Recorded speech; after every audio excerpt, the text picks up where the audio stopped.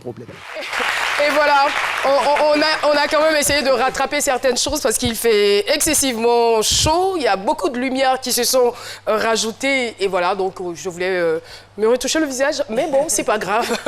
C'est pas grave. Le plus important, c'est que l'émission soit faite. Alors quoi, on revient à vous. Il faut dire que c'est donc le 2 juillet 2016 à Bobo Ndokwa, alors que vous étiez en train de suivre, on va dire, la demi-finale de l'Euro 2016, c'est bien cela, qui opposait donc l'Allemagne à l'Italie, qu'un fait s'est produit. On va dire un fait malheureux et inoubliable pour vous. Racontez-nous un peu cette histoire. Ok.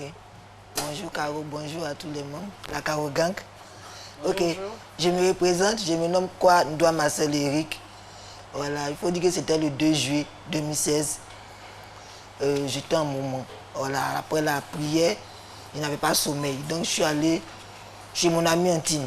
Celui avec Votre meilleur ami? Oui, mon meilleur ami en fait. Et je suis allé là-bas. Et j'étais assis au salon. Il avait moi, lui, ses soeurs jumelles. Et il faut dire que son grand frère était en chambre. Et mon ami s'est levé, il est sorti. Il ne m'a pas dit mot. Et j'étais au salon avec ses soeurs. Et le grand frère en question est sorti.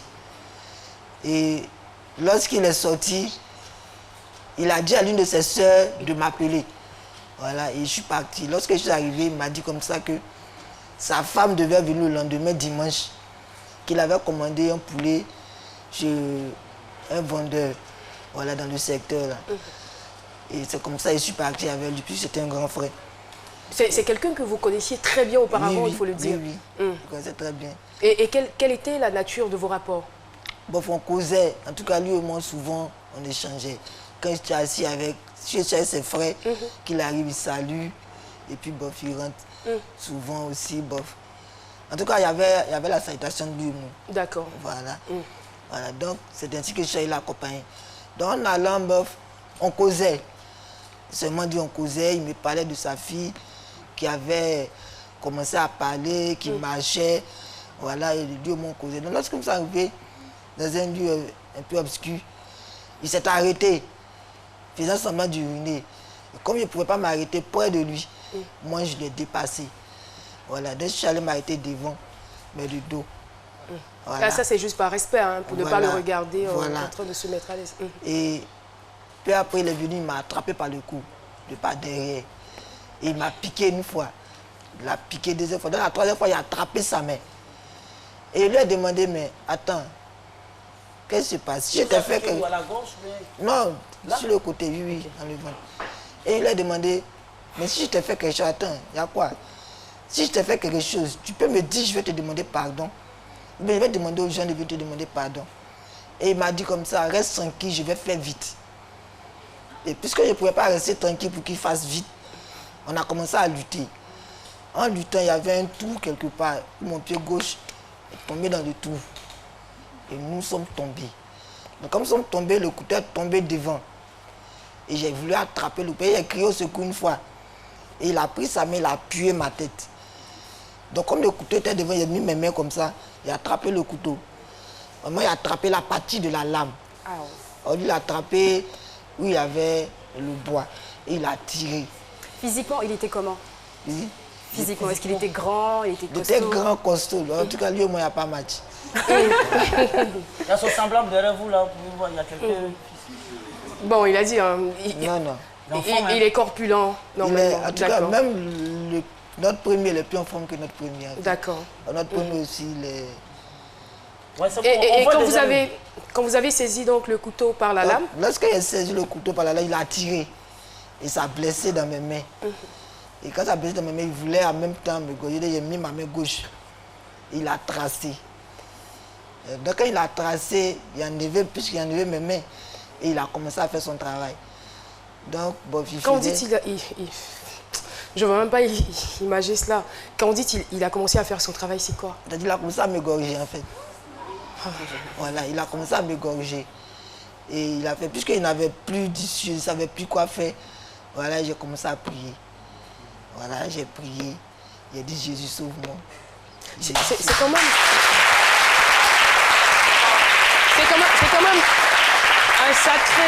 Un sacré réflexe, hein. Je veux dire que ça symbolisait quoi la prière? Qu'est-ce que vous demandiez dans votre prière? Parce que je me dis, quelqu'un qui est en danger, qui se trouve entre la vie et la mort, le réflexe, c'est de crier à l'aide. Il attend forcément un secours physique, mais vous, ce n'est pas le cas. C'est ça, bon, non, bon, puisque là, bon, sincèrement, je me voyais déjà terminé, en fait. Pour vous, c'était terminé? Pour moi, c'était déjà fini. C'était fini. Et la seule chose que je pouvais faire, c'était la prière. Voilà, c'était la prière, puisque j'étais jeune. Et il a dit, Jésus, sauve-moi, 3 fois. Et dans mes pensées, il a dit comme ça que la mission que tu m'as envoyée pour faire, c'était, c'est dans ce quartier que ça doit terminer, que ta volonté soit faite. Et puis, je n'ai plus bougé. Quelle force d'esprit, hein. Ça, c'est Franchement. une vraie force d'esprit. Franchement. Et je n'ai plus bougé. Bon, j'étais là, j'étais couché. Il y a quelqu'un qui me disait comme ça, bof. Et il ne bougeait plus, sincèrement dit. Et après, bon, j'avais perdu un peu connaissance. Mais il faut dire que quand tu es dans ce genre de situation, tu te poses mille et une questions. Ouais. Je ne vais plus voir maman, je ne vais plus voir mes amis, tout ça. C'est toute votre vie, en fait, qui voilà, défile sous vos yeux. Voilà. À défile, genre. Et comme ça. Après, peu après, je me suis rendu un peu compte, c'est qu'il était en train de me tirer par les pieds. Il me tirait par les pieds. Bon, là, je n'ai plus bougé. Je n'ai plus bougé, je me suis laissé. Il me tirait et il m'a mené dans les herbes. Et lorsqu'il m'a mené là-bas, j'étais couché. Je vois, il m'a dépassé. Puisque je ne pouvais pas me lever sur le champ, il a laissé m'a dépassé et j'ai... Donc, si je comprends bien, c'est quand il vous a tiré, parce que vous avez expliqué tout à l'heure, c'est comme si vous aviez perdu connaissance. Oui. Donc, quand il vous a tiré par les pieds, vous êtes revenu à voilà. vous. Et j'ai senti qu'il me tirait. Et lorsqu'il me tirait, il m'a mis dans les herbes. Là, je ne bougeais pas. Je ne bougeais plus. Puis j'étais couché, je regardais. Et lorsqu'il m'a dépassé, puisqu'il avait déjà coupé, il avait déjà tranché, et j'ai plié ma tête pour regarder. Donc vous êtes passé pour mort. Voilà, pour regarder où il était. Et j'ai vu qu'il s'était un peu éloigné. Il allumait, il fumait. Bon, moi, je ne sais pas ce qu'il était en train de fumer aussi. Donc il fumait. Lorsqu'il fumait, je me suis levé, mais j'étais accroupi. Voilà, j'étais accroupi. Mais le seul qu'on je pouvais passer, c'était de passer dans les herbes. Voilà, et je me suis levé. Et je me suis mis à courir. Et je me suis mis à courir. Mais quand je courais... Vous avez eu la force de vous lever? J'ai attrapé ma tête. Vous avez... J'ai fait comme ça. D'accord. J'ai fait comme ça. Ça, c'est comme une sorte de garrot, en fait, que voilà. vous avez posé. Et j'ai commencé à courir. Et je l'ai vu. Et en courant, puisqu'il était devant moi, je partais comme ça. Lorsqu'il a tourné, il m'a vu prendre la fuite. Lui aussi s'est mis à me poursuivre. Et ma chance, quand je suis arrivé, j'ai sorti sur la voie, il avait une dame et un monsieur qui causaient. Voilà. Ils causaient, je suis parti les attraper. Quand ils ont dû avoir peur. Ils ont eu peur, ils voulaient fuir même. Ils voulaient fuir. Et je les ai laissés et j'ai fait le geste. Puis j'ai fait quoi. Donc quand il est monté, ils ont vu. Puisqu'il était en débardeur, j'étais un peu de sang. Et la dame en question m'a reconnu. Et elle a dit, mais tiens, je le connais, c'est l'enfant à la tante du quartier. Là.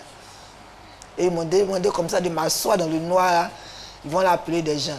Et j'ai fait comme ça, non, qu'il est là. Il est là et la dame, le monsieur a dit, on dirait que son agresseur est là, qu'on n'a qu'à aller avec lui. Et ils m'ont pris, ils sont allés. Donc lorsque ça m'a ouvert la lumière, là je ne pouvais plus. Voilà, je ne pouvais plus, j'étais fatigué, tout ça. Et je me suis couché là. Et quand je me suis couché, ils sont là appelés maman. Et mon ami intime en question, mon meilleur ami, ben, maman a dû l'appeler. Il est arrivé. Il est arrivé sur moi. Quand il est arrivé, il m'a dit, criait, il me disait, mais qu'est-ce qui est arrivé à mon frère? Là, c'est mon ami intime qui disait ça. Qu'est-ce qui est arrivé à mon frère? Avant d'arriver à votre meilleure amie, maman est dans ce studio avec nous très rapidement. On va donc avoir... Est-ce que vous pouvez nous ramener rapidement un micro? Alors, maman, Ibé, bonjour, maman.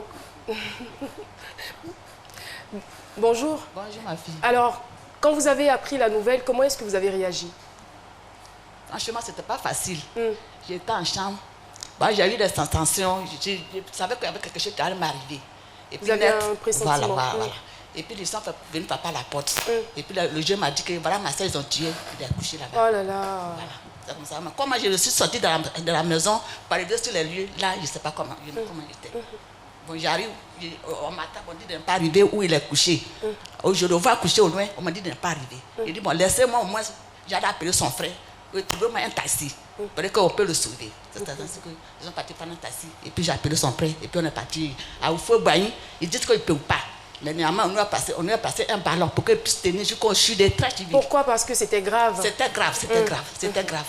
C'est-à-dire que maman, on me dit, on m'a dit, mais je ne peux pas regarder. Si je regardais, je tombais.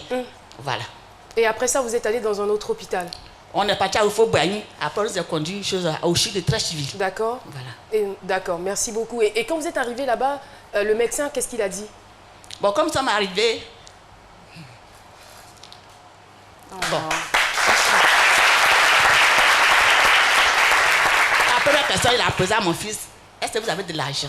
Et puis je lui ai dit, Dieu pourvoira. Voilà. Je lui ai dit, Dieu pourvoira. Qu'est-ce que vous voulez faire? Faites. Moi, c'est la santé de la vie de mon fils que je veux sauver. Ils ont commencé, bon, ils sont partis faire la chose, le premier, comment on fait? La première analyse pour voir combien de sang qu'il a perdu. Mais avec le sang qui a coulé dans la bouche, il a égorgé. Au côté où ils l'ont mis, dans la voiture, au feu, le sang coulait. Mais avec ça, quand on est parti, on a fait l'examen. Il a perdu 1 litre. Wow. Vraiment, merci beaucoup. Merci maman. Alors, vous avez perdu 1 litre de sang, mais il faut dire que vous avez eu vraiment beaucoup de chance. Il y a une artère qui n'a pas été touchée, l'artère carotide. Voilà, c'est bien cela. Parce que si l'artère carotide avait été touchée, vous seriez mort. En 1 minute, vous vous videz automatiquement de votre sang. C'est l'artère qui est directement reliée au cœur. Heureusement, on va dire que cette artère-là n'a pas été touchée. Donc vous allez donc suivre beaucoup de soins, beaucoup de chirurgie, c'est bien cela.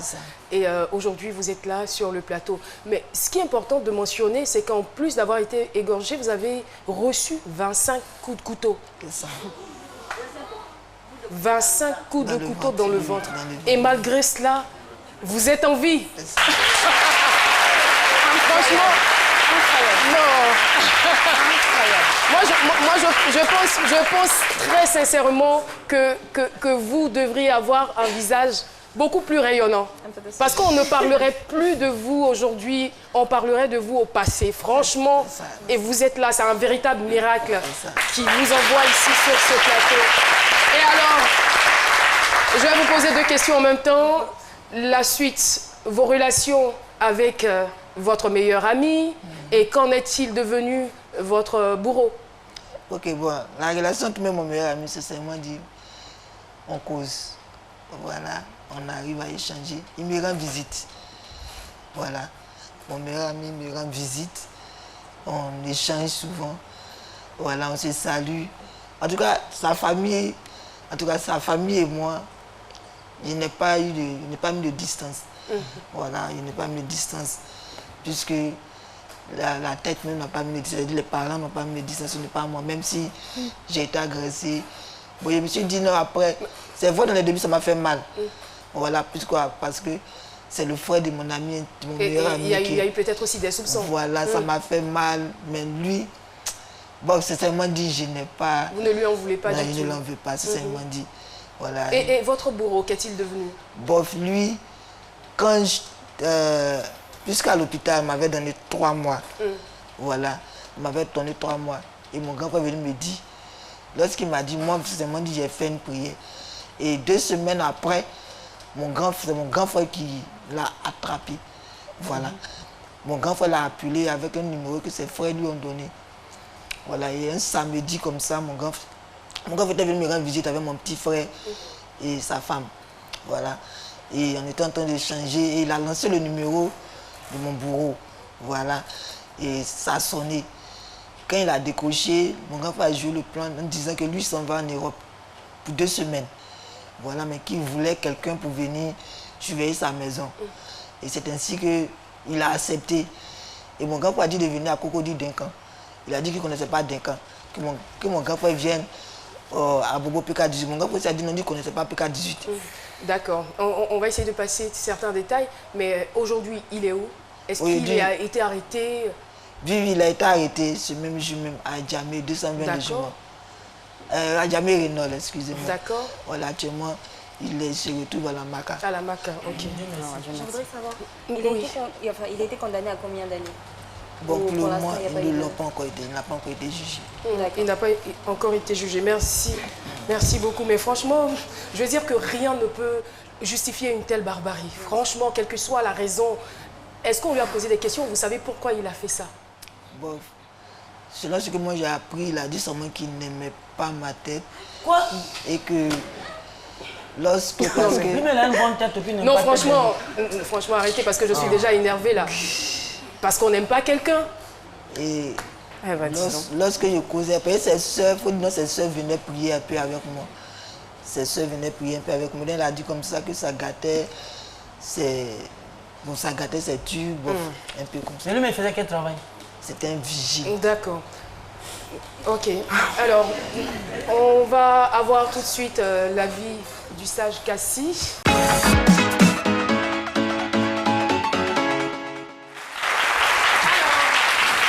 Sage Cassie, vous nous avez écouté avec beaucoup d'intérêt à la suite donc de ce témoignage. J'ai la gorge nouée, c'est pas possible. J'imagine. Insupportable.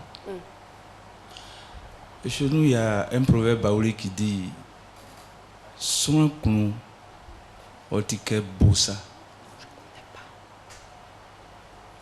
qui peut se traduire comme l'intérieur de l'humain est comme une forêt. Pour dire qu'on ne peut pas finir de connaître un être. Il y a un autre proverbe baoulé qui va à peu près dans le même sens et qui dit soin ou les tiers, qui peut se traduire par voir une personne, ce n'est pas la connaître. Aujourd'hui, on ne sait plus à qui avoir confiance. Notre monde nous impose d'être plus vigilants et plus prudents. Je me demande si ça ne va pas nous conduire à une sorte de méfiance, ce qui serait insensé quand on veut vivre ensemble et que chacun se méfie de chacun. Ça devient insupportable. La paix prend un coup. Et la cohésion sociale aussi. Mais il n'y a pas lieu de se décourager parce qu'il y a des valeurs sur lesquelles nous pouvons compter pour quand même faire face à ces menaces. Et ces valeurs ont pour nom la foi, ce qui a sauvé mon fils.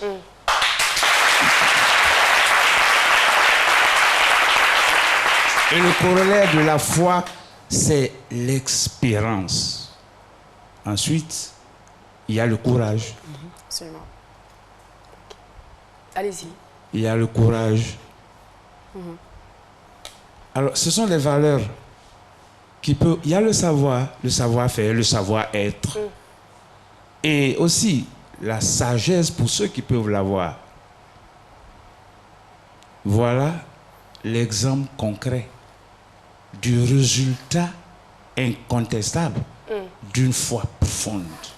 Lorsque vous avez la foi, dans vos moments difficiles, si vous évoquez la personne en qui vous avez cette foi-là, c'est possible qu'il se produise quelque chose du genre de miracle.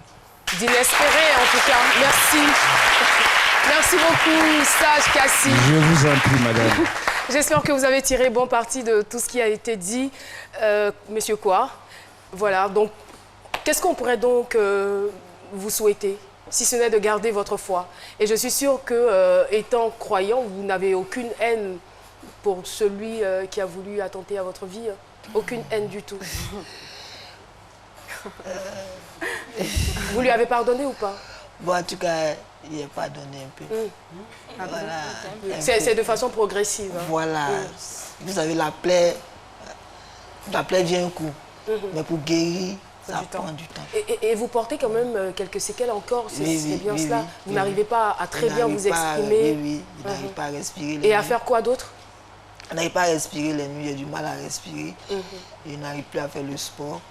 Voilà. et je tombe fréquemment malade en fait. Mais ça fait plus d'un an que vous avez été opéré, que vous avez été soigné. Est-ce que vous êtes retourné à l'hôpital pour des analyses, des examens? Non. Ah, il le faut. Il faut absolument y retourner. Voilà, et les médecins vous diront, ils vont faire des scanners pour voir s'il y a encore des choses à retoucher, à revoir pour que vous ayez une meilleure santé. Mais avec le temps, on est sûr que... Parce que moi, ce que je retiens aussi, c'est que vous êtes véritablement un miraculé. C'est ça. Il y a une autre artère, l'artère, comment on appelle ça, rétinienne, qui est directement reliée aux yeux. C'est-à-dire que si cette artère avait été touchée, vous seriez aveugle. Donc vous sortirez, on va dire, de cette barbarie, soit aveugle, enfin, ou vous n'en sortiriez pas du tout. Mais vous êtes là avec tous vos sens, toutes vos facultés, et nous, on est très, très heureux. Merci d'être venu partager votre témoignage avec nous, quoi, beaucoup de courage, et on espère bien que vous allez reprendre le chemin de l'école. Merci infiniment. C'est donc la fin de cet entretien. Merci aussi à notre sage Cassie. Nous avons donc une demande publicitaire. On se retrouve pour la fin de cette émission, mais il y aura des chroniques, n'oubliez pas.